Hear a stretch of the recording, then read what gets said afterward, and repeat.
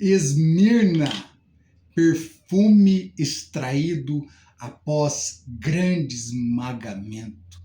A palavra Esmirna significa mirra e Esmirna ela é famosa pela carta que Jesus envia ao apóstolo João por meio de um anjo para poder exortar essa cidade, essa igreja. Nós estamos estudando numa série de estudos sobre as 7 cartas do Apocalipse. Nós vimos que o apóstolo João ele estava preso na ilha de Patmos e o próprio Jesus envia uma mensagem enviada por Deus, envia para um anjo, para que o apóstolo João enviasse para aquelas igrejas locais, 7 igrejas locais. Essas cartas, elas gritam, elas ecoam fortemente hoje. Elas nos exortam, elas nos ensinam. Então fica aí comigo e vamos para mais um encontro com as Escrituras.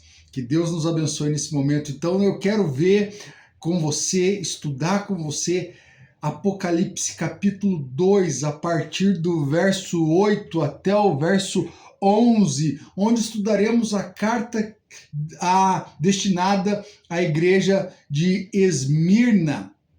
Esmirna era uma cidade rica, uma cidade extremamente fiel ao imperador.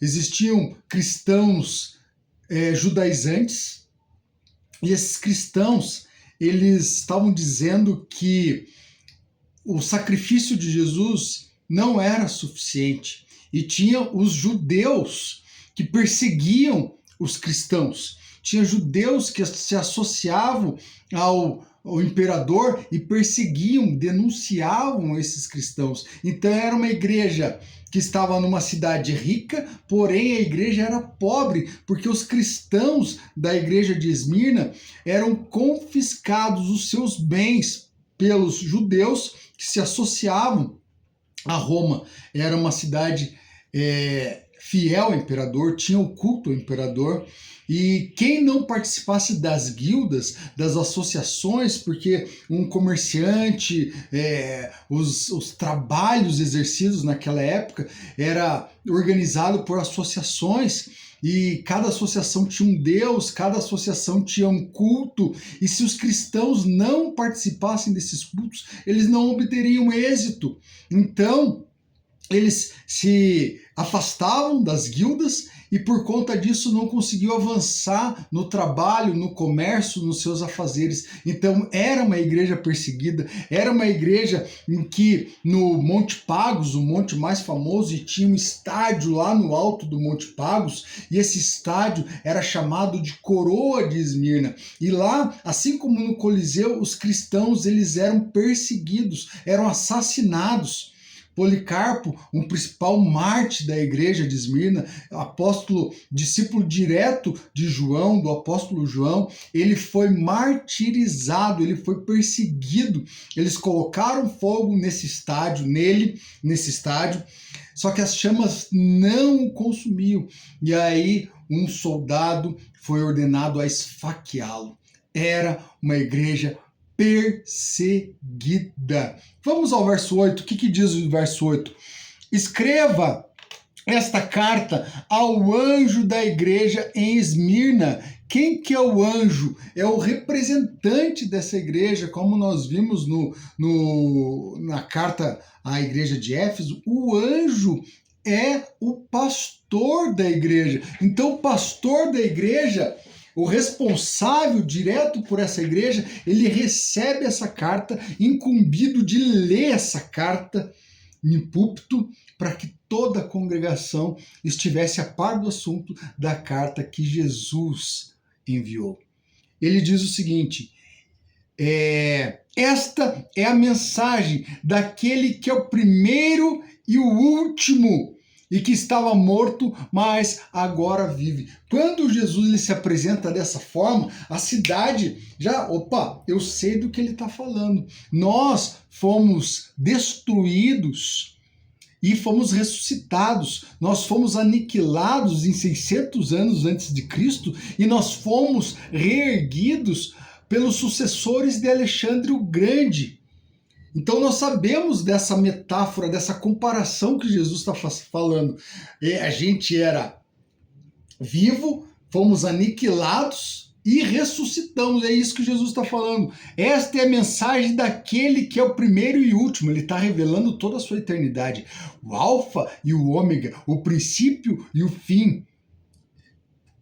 Que estava morto, assim como Jesus estava morto e no terceiro dia ressuscitou, mas agora vive. Então ele está dizendo, vocês entendem essa linguagem que eu estou falando, então não vai ser difícil para vocês compreenderem o que eu quero ensinar para vocês por meio dessa carta. Conheço as suas aflições. Era uma igreja perseguida, uma igreja sofredora, como eu mencionei para vocês. Diz a história que no Monte Pagos eles jogavam os cristãos daquele monte, penhasco abaixo, executavam os cristãos nas festividades, serviam como atrativo. Então os cristãos eram perseguidos, além de seus bens confiscados. E a sua pobreza, eu conheço suas aflições e a sua pobreza. Mas você é rico. Não é rico monetariamente, é rico espiritualmente. Qual riqueza nós estamos correndo atrás? A material ou aquela que é incorruptível, que traça e nem ouro irá consumir? É isso que Jesus está falando. Sei das blasfêmias dos que se opõem a vocês, sei do que eles estão fazendo, tudo não passa despercebido. Eu tenho olhos como chama de fogo, tudo eu vejo, eu sei das suas obras, as visíveis e as invisíveis, eu sei que vocês estão sendo perseguidos, eu sei, nada passa despercebido. Nada passa despercebido. Eles se dizem judeus, mas não são judeus. Não são, eles estão falando. Jesus está falando. Mas não são, pois a sinagoga deles pertence a Satanás. Ele está dizendo que a sinagoga desses judeus pertence ao próprio Satanás. As obras que eles realizam são obras satânicas de perseguição contra os cristãos. Não tenha medo do que está prestes a sofrer. Não tenha medo. Vai sofrer. Vai sofrer. O Apocalipse é uma carta que diz que os cristãos irão sofrer. Não tenha medo. Vai sofrer. Não tenha medo. O diabo lançará alguns de vocês na prisão. Vai ter sofrimento. Vai ter perseguição. Mas se você permanecer fiel, é necessário permanecer fiel. Mas se você permanecer fiel em meio às adversidades, das perseguições, em meio aos confrontos, em meio às mentiras, em meio ao sistema, é necessário permanecer fiel. Mas se você permanecer fiel, mesmo diante da morte, eu lhe darei a coroa da vida. Essa coroa da vida que ele está dizendo é Estéfanos. É a mesma coroa que um atleta, um maratonista, um esportista, ele recebia após uma prova. Aquela coroa de louro.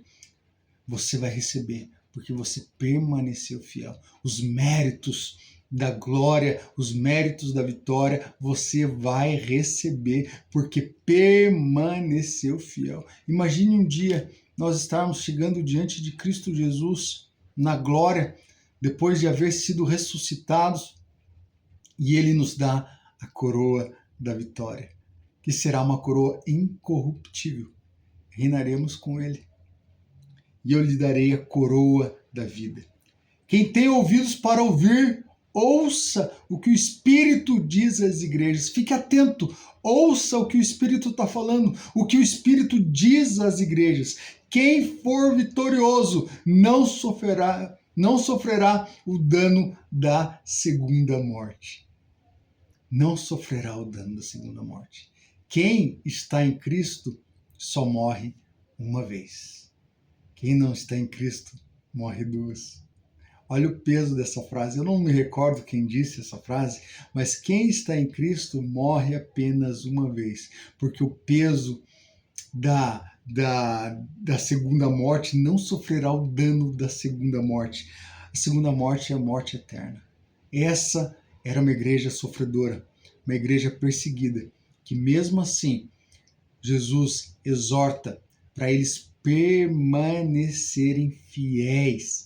E se eles permanecerem, eles não receberão, não sofrerão dano da segunda morte. Eles receberão uma coroa incorruptível. Eles receberão uma coroa para reinar junto com ele, na glória, junto com a sua majestade. O que Deus pensa de você? O que Deus pensa de você? Porque Deus, ele tem um pensamento daquela igreja. Eu conheço as suas aflições. O que ele conhece de nós? O que ele conhece de nós? E ele diz: permaneça firme, permaneça fiel. Essa é a carta que foi escrita para uma igreja perseguida, para uma cidade fiel ao imperador, perseguidora dos cristãos, opressora dos cristãos, onde os cristãos eles eram motivo de chacota, onde os cristãos eles eram perseguidos, eles eram assassinados, aniquilados, porém eles permaneceram firmes. Eu pulei uma parte que diz ali assim, ó, o diabo lançará alguns de vocês na prisão, a fim de prová-los, e terão aflições por 10 dias. Esses 10 dias é um tempo indeterminado. Existem várias interpretações, que é exatamente 10 dias. Também a interpretação de Daniel, capítulo 1, que foram provados, Daniel e seus amigos. E também é um tempo indeterminado, uma terceira interpretação, e eu prefiro essa terceira interpretação, que é um tempo indeterminado. Permaneça fiel, e assim nós vamos receber a coroa da vitória. Que Deus te abençoe. Um grande abraço.